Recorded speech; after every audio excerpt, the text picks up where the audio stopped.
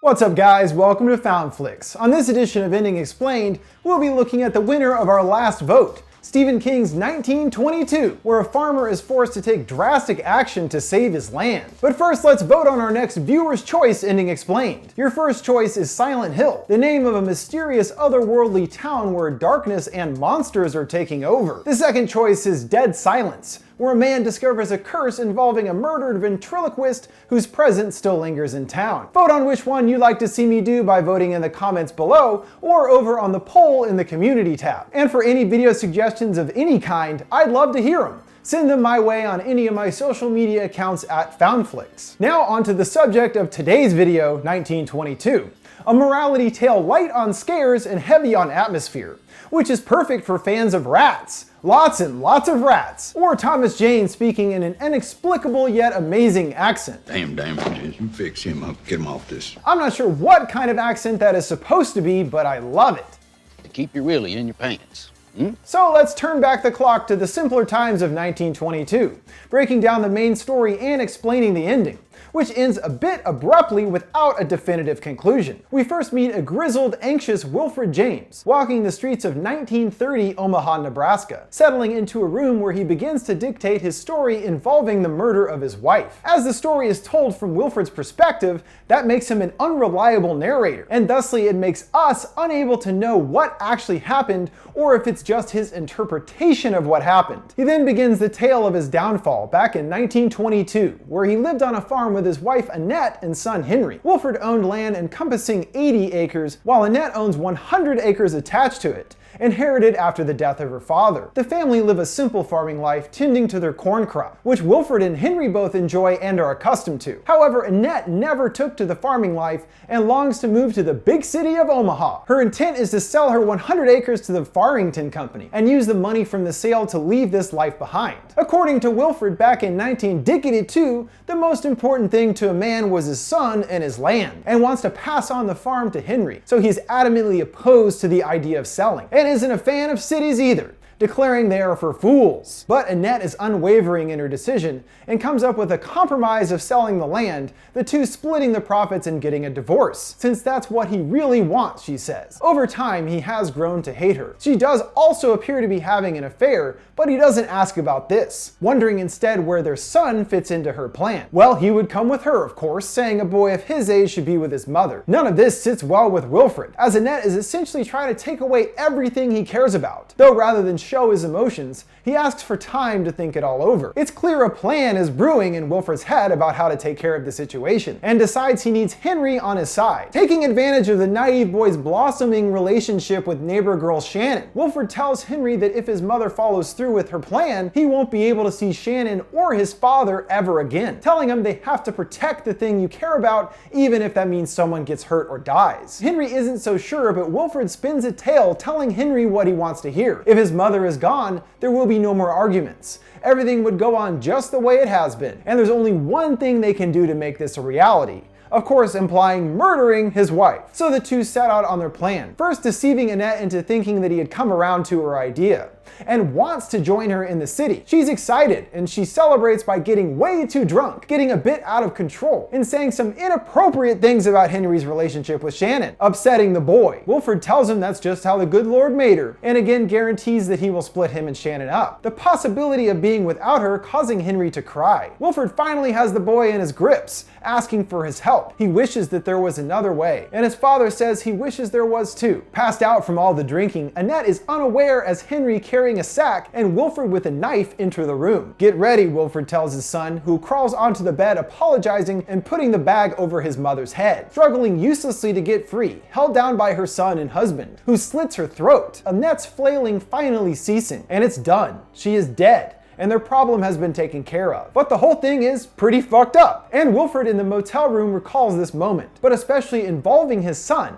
as something he regrets even more than the murder. This is only the beginning of Wilfred's problems, as his life from here spirals further into misery. He dumps Annette's body into an empty well, getting his son to help him clean up the bloody aftermath. The next day he returns to the well, hearing rats from within, discovering them crawling all over Annette's body, one crawling out of her mouth, which is really gross. The sight freaking out Wilfred, throwing a piece of luggage down to get the rats to scatter from the body. But the rats aren't going to be going away for Wilfred ever again after this moment. Rats are a major symbol in his story, tied to the idea of death and decay, which he has brought into his life, and has since cursing himself through the selfish action of killing his wife to get what he wanted. So he is the one responsible for bringing the rats in the first place, as they are attracted to Annette's fresh corpse, which also represent Wilfred's increasing guilt over the sin he committed. He continues with his cover-up, seeing that Wilfred is actually quite clever, concocting a specific detailed story to explain Annette's sudden disappearance, only taking what she could carry, and not taking the car because the sound would have woken him up. And with this made-up story, he has a pretty solid cover-up for her disappearance, something that isn't entirely out of the ordinary out in the middle. The description assigned to the expansive, mostly empty farmland that made up middle America like Nebraska at the time. However, most farm wives aren't in the middle of a substantial land deal like Annette was, and it's not long after that a representative of the Farrington group shows up to the farm in search of Annette. An attorney and definite city boy, all greased up in a fancy suit, and Wilfred feeds into his story, and that she got tired of him and the boy and left. But Lester finds that strange, considering the amount of money on the table, and Wilfred gets Henry to corroborate his story. Still, Lester isn't buying it, declaring things to be unfinished here, but leaves him alone, and for now their story worked. Henry is worried that they'll get caught, but Wilfred is already considering their next moves, knowing that Lester will soon send the sheriff, so they have to find a reason to fill in the well where Annette's body is, which could look suspicious otherwise. Thusly, the plan is to say one of their cows got out and fell into the well and was forced to be put down, and now they have a legitimate reason to start filling in the well with the actual intention of permanently hiding Annette's body. Just as Wilfred suspected, Lester went to the police, and the sheriff arrives, Wilfred quickly mentioning the cow story as soon as he's there. But the sheriff is focused on wanting to take a look around the house related to the missing Annette. He shows him the closet with the carefully selected dresses missing, and impressively, Wilfred at every step shows off details to make her disappearance look reasonable, getting the sheriff to pay attention to what he wants him to, showing how much thought he put into his story, as well as how cunning this seemingly simple farmer really is when he needs to be. And even when a small detail they missed is caught by the sheriff, that she left behind a pair of broken-in boots that would have been ideal for traveling, Wilfred has an answer, suspecting that she must have taken her canvas shoes. Man, this guy is pretty quick. It looks like he's got this thing in the bag, asking the sheriff if we're done here, saying they need to get back to work filling up the well, even offering to show it to the sheriff. But he's not even interested in what appears to be a triviality, thanking them for their generosity and leaving without suspecting a thing. For a brief moment, everything is just like they wanted.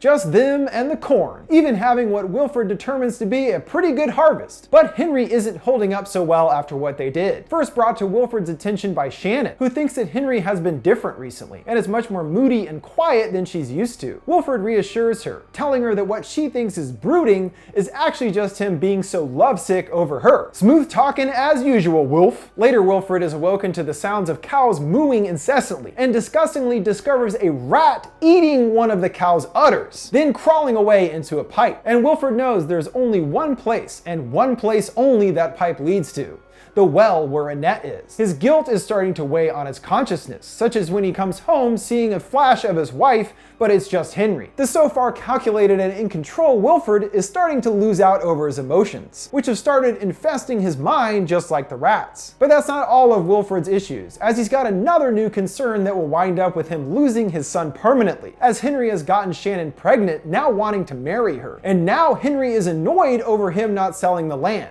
since he now can't afford a wedding, believing his mom would have found a way to help him out. Henry's priorities have quickly changed thanks to Shannon getting pregnant, and is moving away from what Wilfred wanted for him. His somehow much more successful neighbor Harland, and father to Shannon, wants to send his daughter away to have the baby. He feels that Wilfred should pay for part of the stay, as he is also responsible for his son's actions, demanding that he come up with a whopping $75 for his share. And for the first time really laying out that Wilfred's plan wasn't necessarily the best, Harland tells Wilfred if he had just sold the land, Annette would still be here, he'd have money in his hand, and his daughter wouldn't be in this position. Well, that's a good point, neighbor. When seeking a loan from the bank to pay his part to Harlan, the bank instead offers him $750 to mortgage his property. But he leaves saying he needs to discuss it first with his son. Upon exiting, he discovers the truck is missing and a note left behind by Henry, telling him he took the truck, intending to run off with Shannon, and to not follow him or he will tell the sheriff everything. Now utterly alone, he has only his land left. And he's not going to be willing to give that up anytime soon, saying the only way he'll be leaving is in chains. Eventually, he does decide to take out the mortgage on the house, but doesn't use it to make any repairs or anything, seeing flashes of his wife, along with more rats significantly growing in numbers. And even 8 years later at the motel, the rats are still there, his past continuing to haunt him. As a rat crawls out from a hole in the wall, seeing more are crawling inside. And the rats have to be real, at least to some extent, as when putting his hand into a closet. A rat bites his hand, causing it to get gross and infected. And that sure looks real. He attempts to head out to get it looked at, but the blustering storm has rendered his car unable to start. So his backup plan is to pop a bunch of pills with a liquor chaser. I'm sure that's what the doctor would have suggested anyway. It's important to note that by this stage of his infection, Wilfred is most likely suffering from a fevered state, disconnected from reality. And as creepy Scott Joplin music plays, he gets closer to the walls, hearing the scurrying of legions of rats within. Catching a glimpse of his wife, he tumbles down the stairs into the basement, rats descending down after him, followed by his wife, who gets right next to his ear, and as recalled by Wilfred later, whisper to him secrets that only the dead could know, seeing the tragic outcome for his son and pregnant girlfriend after taking the truck. He breaks Shannon out, and desperate for money, go on to commit a string of crimes and robberies, becoming dubbed the Sweetheart Bandits. A clear take on the infamous Bonnie and Clyde. As their notoriety increases, they are recognized in a diner, Henry pulling a gun to help them escape. But as they make their way out, the owner shoots Shannon in the back, their luck only getting worse. Their car gets stuck in the snow, forcing them on foot to get shelter. He feebly tries to start a fire, but it's for nothing, looking over to seeing Shannon's eyes glazed over, motionless. And without her, Henry chooses to not go on anymore, revealing the two dead in the snow. Well, that's just depressing. And we see how much Wilfred's decision has spread out to affect others, and it ended up in him permanently losing one of the only things he cared about, and now has no one to pass on his land to.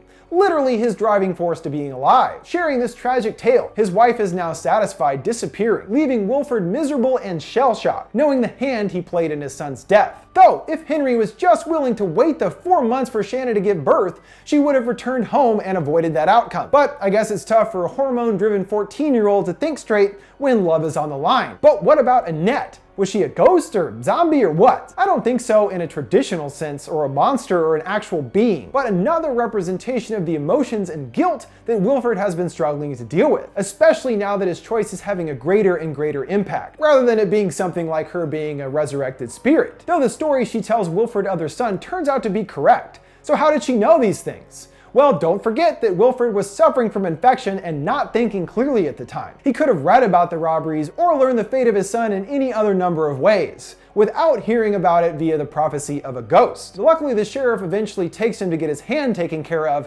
which means losing the whole thing. Now losing even himself physically to the curse he has brought upon his life. Maybe things are looking a bit up though, as the sheriff tells him of a woman's body found, and he believes it to be Annette based on Wilfred's previous story, tying up him being implicated over the crime quite conveniently. Sometimes you just gotta look at the silver lining, buddy. Come on, you got away with the murder. As the hard winter continues, Wilfred spends his time in his broken home drinking, having to even now keep the cow in the house with him, who passes by like, hey, you gonna share any of that booze or what? I'm freezing, man! Desperately, he approaches Harlan hoping to sell him the land, which must be difficult for him to even consider. But we learn the impact has even further reached into Harlan's life, his wife having left him, declaring them both to be in the same broke wagon. Both had wives, had kids, and now have no wives and 2 dead kids. But hey, at least he's still got both hands. This guy really has a way with words. Defeated, he heads home, finding his cow dying, and inside rats all over the floor, doing a little pest control by firing at them. And as he puts his cow down, Wilfred informs us that this was the end of 1922. After this, exactly what he was trying to avoid happens, losing the farm to the bank, unable to pay back his mortgage, and was forced to sell it for a low price. The bank then turning around and selling it to the dreaded Farrington Company.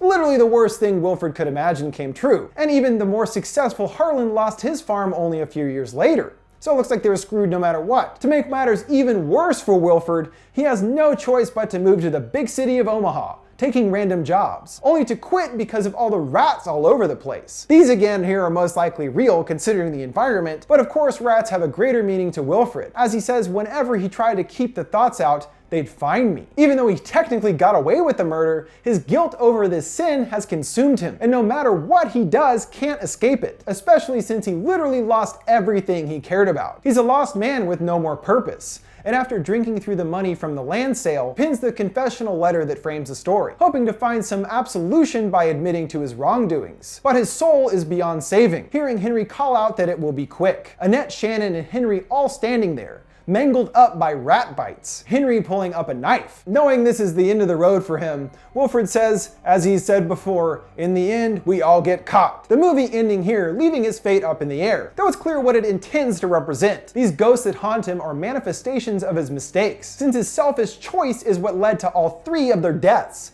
And no matter what he does, he can't escape what he's done, or move on in any real way. In the end, this is what destroys him. Though in the original story, they have an additional moment after this that reveals in the paper that Wilfred was found dead, apparently from self-inflicted wounds from rat bites. In this case, it's the same sort of idea, the rats being metaphors for the spreading of the repercussions of his actions, and the guilt spreading in as well. His son mentioned that all murderers must hope that there is no hell, since they will certainly wind up there. But Wilfred knows that his sin cannot be undone, and that's why he is doomed in a sense. Either way, his fate is sealed. By being selfish and making a short-sighted choice, he destroyed not only his own life beyond repair, but that of others in his radius as well. Basically, the moral of the story here is don't be like Wilfred. He did something wrong, and it spiraled into destroying everything he had and wanted to protect in the first place. So, you know, don't do that! Alright guys, that'll wrap it up for this ending explained on Stephen King's 1922.